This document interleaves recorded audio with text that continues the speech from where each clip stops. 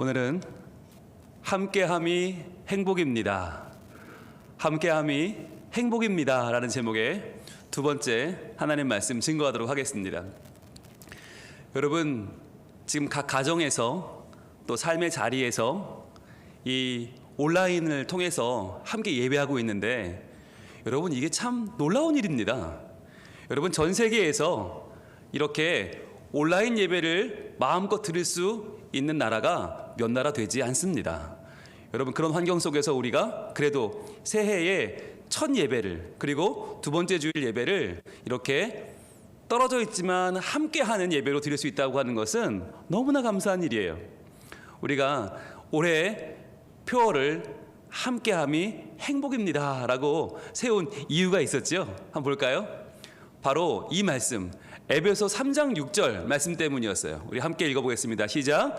이는 이방인들이 복음으로 말미암아 그리스도 예수 안에서 함께 상속자가 되고 함께 지체가 되고 함께 약속에 참여하는 자가 됨이라. 아멘. 바로 함께함, 그동안 우리가 당연히 여겼던 함께함이 행복이라고 하는 것을 우리는 너무나 절실하게 느끼고 있죠. 그리고 이 말씀에서 고백하는 함께, 함께, 함께, 이 세 번이나 고백하는 함께라는 말이 우리에게는 너무나 진실로 사무치는 단어가 되었어요. 함께 하고 싶다, 만나고 싶다, 손잡고 싶다, 함께 교제하면서 하나님 나라를 같이 만들고 싶다는 우리의 열정 말입니다. 그런데 문제가 있다고 했죠. 바로 이방인이라고 하는 이 단어. 우리는 이방인이기 때문에 하나님 앞에 설 자격이 없다고 했어요. 그래서 우리는 죄로 인해서 하나님과 분리되어 있는 존재고, 우리는 하나님 앞에서 무엇도 요구할 수 없는 존재, 우리가 하나님께 도저히 잘 보일 수 없는 죄인이라고 했죠. 그런데 하나님은 이렇게 좋은 것이 없는 우리, 온전한 죄인인 우리를 사랑하시고 만나기 원하시고 함께하기 원하시고 쫓아오신다라고 했습니다. 왜 그러냐면 바로 하나님의 그 사랑이 우리에게서 출발한 것이 아니라고 했어요. 우리가 깨끗해서, 우리가 공로가 있어서, 우리가 그럴만해서가 아니라 온전하신 하나님에게서 시작된 사랑이다. 그 사랑은 완전하다, 완벽하다라고 하는 말씀을 나눴죠.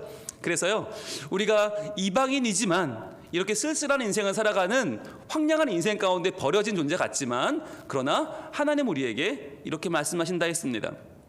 내가 외로운 너를, 힘들어하는 너를, 이방인인 너를 사랑한다 라고 말씀하시는 주님의 음성을 지난 시간에 우리가 들을 수 있었습니다.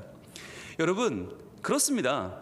우리가요, 하나님 앞에 내가 뭔가 내세울 만한 사람이고, 우리가 이만큼 괜찮은 교회를 세웠고, 우리가 이만큼 신앙생활을 하고 있고, 또 뭐 내가 집사고 권사고 장로고 목사고 이런 것을 내세울 수 있어서가 아니라, 이만큼 먹고 살 만큼 됐기 때문이 아니라, 실제로 우리는요, 이방인이라고 하는 우리의 연약함을 고백할 때에만 실제 우리는 우리의 신앙생활을 바르게 세워나갈 수 있습니다.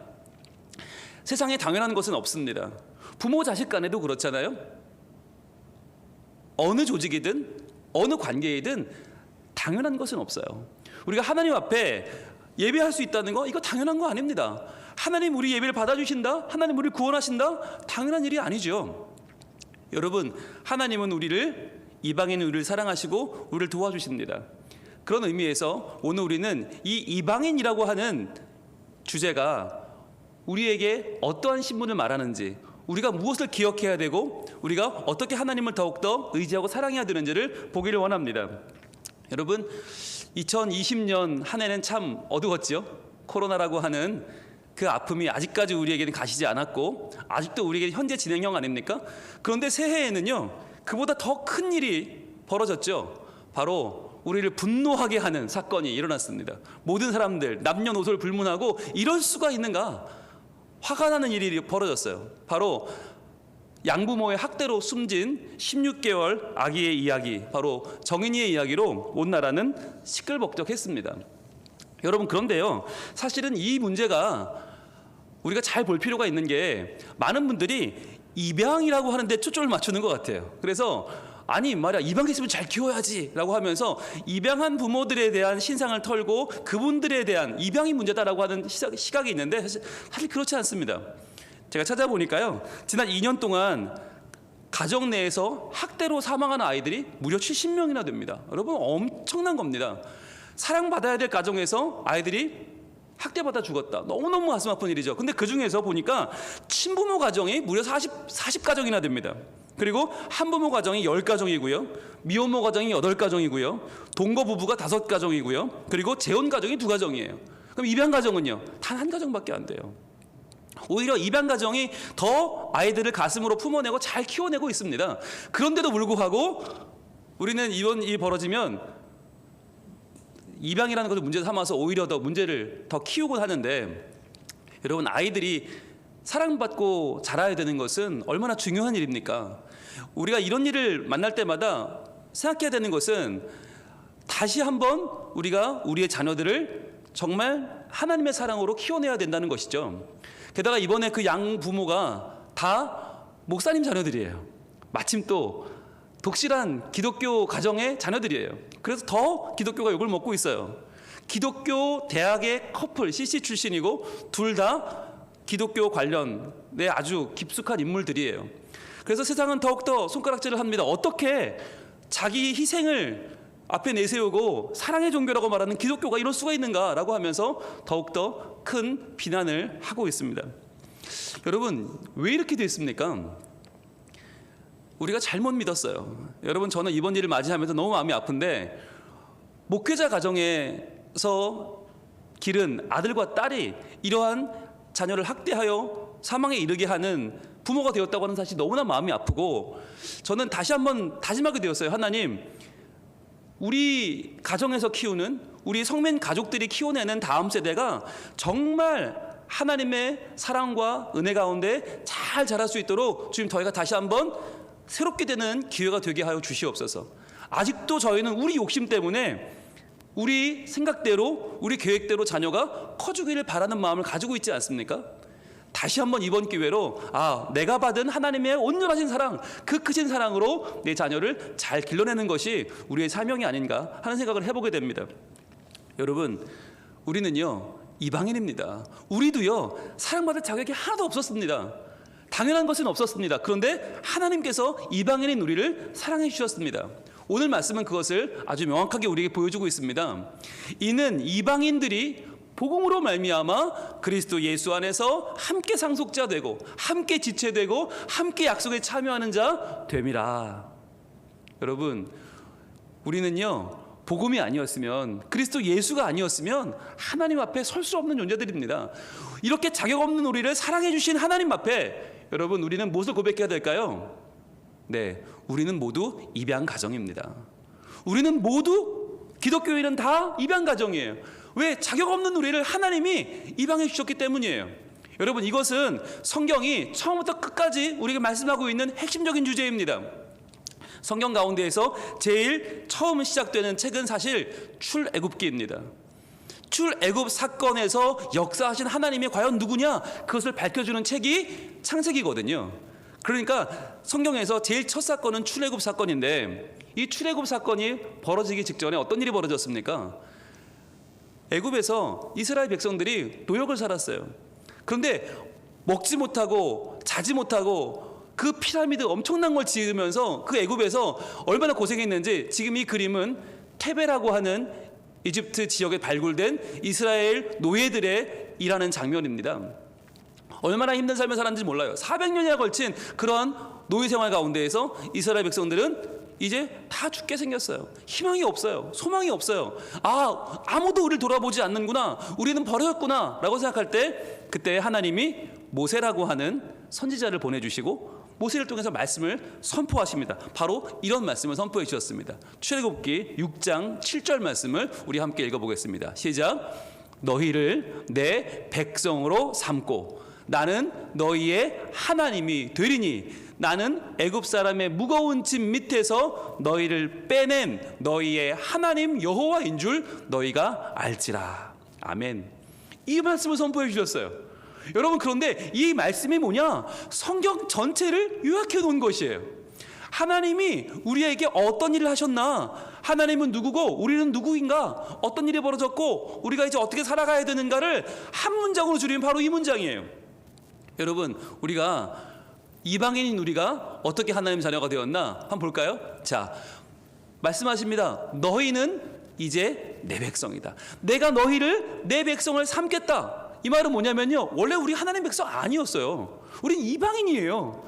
하나님이 자녀 삼을 이유가 하나도 없어요. 그냥 애굽에서 종살이하는 불쌍한 인생들, 앞날은 없고 막막하고 이렇게 쓰러져 죽으면 내다 버리는 아무 무가치 않은 인생들. 그런데 그러한 이스라엘 백성들을 하나님은요, 내가 너희를 내 백성 삼겠다 말씀하세요. 내가 너를 입양하겠다. 내가 너를 내 가슴으로 품어 내 자녀로 알고 내 목숨을 다하여 너를 구원하겠다 말씀하십니다. 여러분, 이것이 우리에게 벌어진 사건이에요.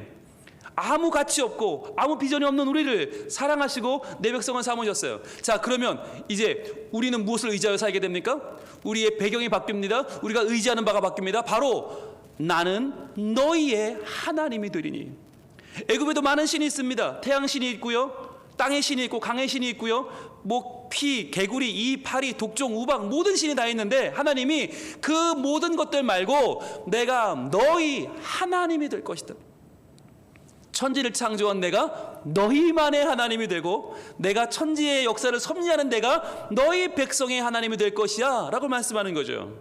그래서 이제는 저 큰 나일강 두려워할 것이 없다. 이 큰 애굽 땅 두려워할 것이 없다. 바로 왕 아니 두려워할 것이 없다. 내가 너희 하나님이 되어서 내가 너희를 지켜줄 거야 라고 말씀하시죠. 자, 그러면 그 하나님이 우리에게 어떤 일을 하셨어요? 바로 애굽 사람의 무거운 짐 밑에서 너희를 빼내셨다 하는 거예요. 여러분, 이 무거운 짐이 뭘 말할까요? 이 애굽 사람의 무거운 짐은요, 이 당시에 도저히 빠져나올 수 없는 봉건 제도의 무덤과도 같은 현실을 말해줍니다. 죽기 전에는 노예를 벗어날 수 없어요. 죽기 전에는 자유를 얻을 수 없는 거예요. 그런데 사망 그 앞에서 모든 인간은 고개를 숙일 수밖에 없는데 하나님은요, 이제 예수 그리스도를 보내주셔서 우리의 사망 권세 앞에서 우리를 건지셨죠. 이제는요, 죽지 않아도 됩니다. 죽지 않아도 자유를 얻을 수 있는 길이 열린 것이죠. 바로 사망 권세를 뛰어넘는 예수 그리스도의 십자가의 구속과 부활이 우리를 빼내주시는 하나님의 은혜가 된 것이에요. 자, 그런데 여러분, 재미있는 표현이 있어요. 애굽 사람의 무거운 짐 밑에서 너희를 빼낼 하나님이 아니고요, 빼낸 하나님이래요. 여러분, 출애굽기 6장이면 아직 출애굽하지 않았습니다. 아직 아무 일도 벌어지지 않았습니다. 그런데 하나님은 이미 말씀하세요. 왜? 나는 너희를 분명히 빼낼 것이기 때문에 너희의 현실과 관계없이, 너희의 느낌과 관계없이 이미 나는 너희를 빼냈다는 거예요. 여러분, 이게 중요한 거예요. 이 말씀을 받을 때 이스라엘 백성들은 아직 난 노예고 아직 채찍질 당하고 있고 아직 무거운 벽돌을 나르고 있어요. 그러나 하나님이 마음 먹으시면, 하나님이 결정하시면, 그분이 결심하시면 이미 우리는 빼내신 것이나 다름이 없다고 하는 것입니다. 이 말씀을 듣는 우리 성민 가족 여러분도 새해가 시작됐는데 달라진 게 없다라고 생각하는 분이 있을 수 있어요. 하나님이 계시다는데, 함께함이 행복이라는데 왜 나는 이렇게 불행한가? 아니요, 여러분, 우리의 느낌을 뛰어넘는 하나님의 결단을 바라보시길 바랍니다. 하나님은 우리를 빼내기로 하신 것이 아니라 이미 빼내셨습니다. 사망 권세는 무너졌고요, 우리의 모든 아픔은 씻겨졌고 하나님은 우리를 빼내셨습니다. 그래서 이제 우리가 해야 할 일이 있습니다. 이제 우리가 해야 될 사명이 있습니다. 그것이 바로 마지막, 우리 노란색 부분을 같이 한번 읽어볼까요? 시작. 너희의 하나님 여호와인 줄 너희가 알지라, 이거예요. 내가 다른 누구의 하나님도 아니고 바로 너희의 하나님 여호와인 줄 너희가 알기를 바란다는 거예요.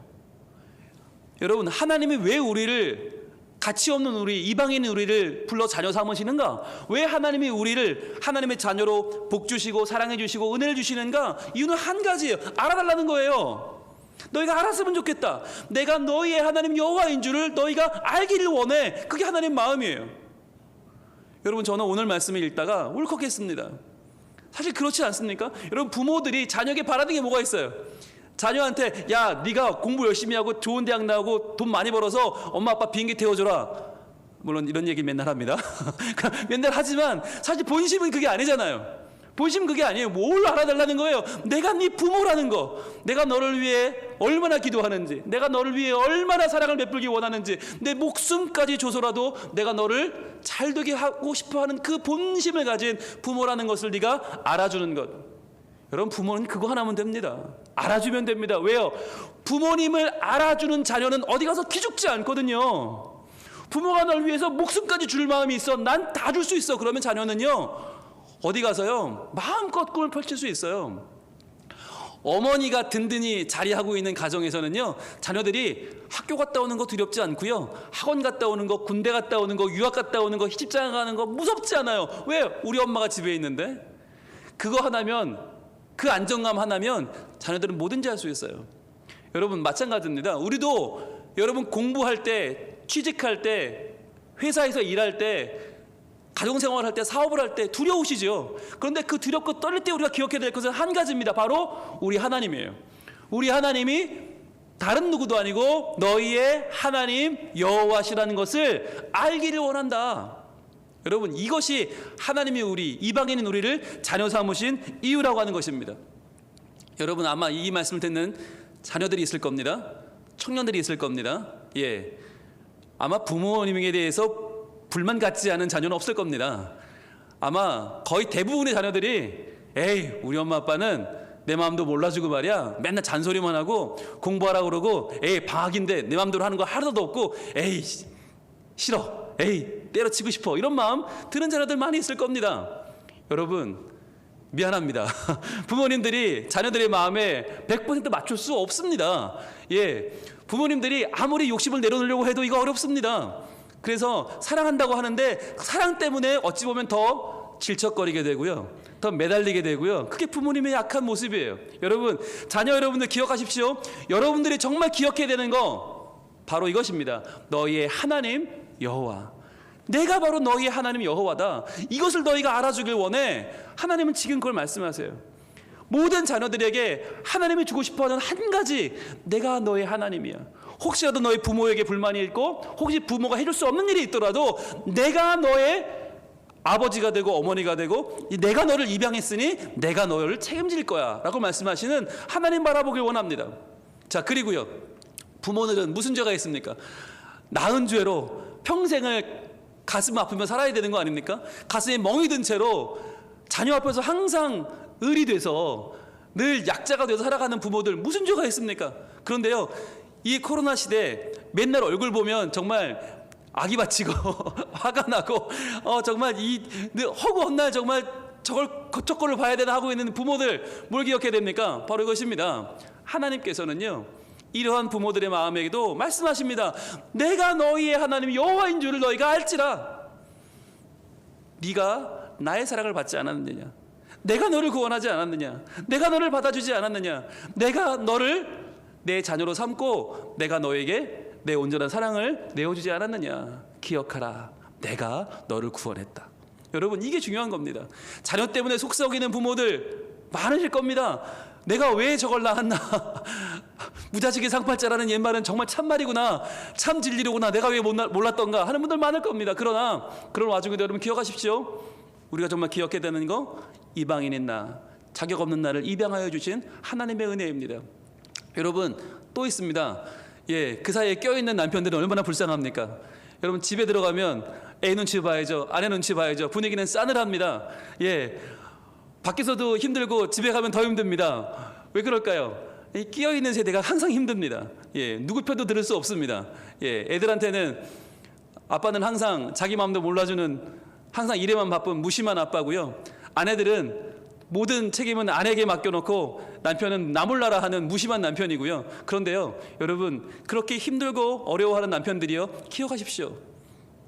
내가 너희의 하나님 여호와인 줄 너희가 알지라. 우리가 기억해야 될 것은 우리 하나님이십니다. 하나님께서 나를 하나님의 은혜로 구원하셨고 하나님의 은혜로 나를 이 가정의 가장을 삼아 주셨어요. 나에게 하나님의 사랑을 베풀 수 있는 가정을 허락해 주셨어요. 이것이 얼마나 감사한 일입니까? 다시 한번 우리가 용기를 내기 원합니다. 다시 한번 힘을 내기 원합니다. 그래서 이렇게 코로나 상황에 힘들고 어렵고 미래는 보이지 않고 모든 것을 갇혀 있는 것 같고 답답하고 이 부자유한 우리의 마음들이 하나님 안에 누리는 그 큰 사랑으로 녹아지기를 소원합니다. 여러분, 아마 오늘 말씀드리면서 나는 자녀도 아니고 나는 부모도 아니고 나는 남편도 아닌데 하는 분들 계실지 모르겠어요. 이미 나는 다 키웠는데, 이미 나는 뭐 비혼인데 난 상관없는데 하는 분도 계실지 모르겠어요. 여러분, 그런 분들을 위해서 제가 이 말씀을 드립니다. 여러분, 세례 받으셨잖아요. 세례 받았다는 것이 무슨 뜻입니까? 여러분, 세례 받았다는 것은요, 이제 더 이상 내가 나의 주인 아니라는 겁니다. 여러분, 세례 받을 때 기억하세요. 부모님들, 자녀가 세례를 받았나요? 그러면요, 내가 더 이상 그 아이의 책임자 아닙니다. 세례 받는 순간 그 아이의 부모님은 하나님이십니다. 하나님이 그 아이의 인생을 책임지겠다는 약속의 세례입니다. 이제 그 인생은, 인간적인 인생은 죽었고 하나님의 자녀로 영적인 생명이 다시 한번 탄생하는 순간의 세례입니다. 그래서 여러분, 세례 받았다면 기억하십시오. 내가 너희의 하나님 여호와인 줄 너희가 알지라. 모든 자녀요, 모든 부모요, 모든 양육자들이요, 기억하시고, 아니 우리 모든 성민가족들이요, 기억하시길 바랍니다. 힘들고 어렵고 아직까지 모든 것은 해결되지 않았는데 내 앞에는 수많은 문제가 산적해 있고 그것을 나는 해결할 능력이 없고 오히려 내 마음은 무너지고 있다면, 여러분, 우리가 기억해야 될 것은 이것 하나입니다. 내가 너희 하나님 여호와다. 내가 너희를 애굽의 그 무거운 집에서 빼낸 너희 하나님이다. 내가 너희의 절망 가운데 너희를 건질 너희 하나님이다. 내가 자격 없는 너를 입양하여 내 마음에 품고 내 가슴으로 너희를 다시 한번 살아나게 할 너희의 참 부모 하나님이다. 여러분, 이것을 기억하시고, 우리가 아무 자격 없는 미천한 모습에 있을 때 나를 사랑하신 그 아버지 하나님의 마음을 우리가 품기를 원합니다. 그래서 우리가 이 세를 시작하면서 이 불행한 사건을 왜 경험했을까? 왜 이런 16개월짜리 어린 아기가 이런 학대를 받고 죽어가는 사건이 왜 이렇게 크게 우리에게 다가왔을까? 아, 그렇구나. 내가 하나님 마음에 그 사랑을 품어야겠구나. 내가 더 사랑해야겠구나. 아, 내가 사랑받고 있으면 기억해야겠구나. 다시 한번 이 시간 하나님 믿는 우리가 회개하기를 원해요. 그동안 우리가 너무 욕심껏 살았고, 지금까지 우리가 너무 내 생각을 주장했고, 사랑하지 않았고, 사랑받고 있음을 인정하지 않았어요. 그래서 요구했고, 우린 계속 주장했고, 우린 계속 고집 부렸어요. 그런 결과는 이런 끔찍한 아픔을 낳았습니다. 다시 한번 우리가 하나님 말씀 앞에 나가길 원합니다. 아버지, 당신의 마음이 있는 곳에 나의 마음이 있기를 원합니다. 아버지의 눈물이 있는 곳에 나의 눈물이 있기 원합니다. 하나님, 잃어버린 영혼 찾아 그를 하나님 자녀 만드는 것이 우리의 사명일진데, 주님, 우리는 거기에 주목하지 않았고 도리어 우리의 몸집을 키우고 우리의 더 많은 세력을 모으는 데만 우리는 주목하지 않았습니까? 주님, 회개합니다. 이 땅의 기독교가 회개하고, 이 땅의 목사들이 회개하고, 이 땅의 부모들이 회개합니다. 하나님, 이 아픔이 다시 반복되지 않게 도와주시고, 이제는 모든 아이들이 사랑받고 모든 아이들이 하나님의 사랑을 충만하게 은혜를 경험하는 가정, 그런 아이들이 되게 하시고, 그런 우리 성민가족들이 되게 하셔서 이 밝아오는 새해가 우리가 하나님 마음을 품어 은혜 받고 은혜를 베푸는 그 은혜에 충만히 젖어드는 우리 모두가 되게 하옵소서. 이 시간에 우리 함께 기도하는 마음으로 이 찬양을 드립니다. 아버지 하나님의 마음 찬양합니다.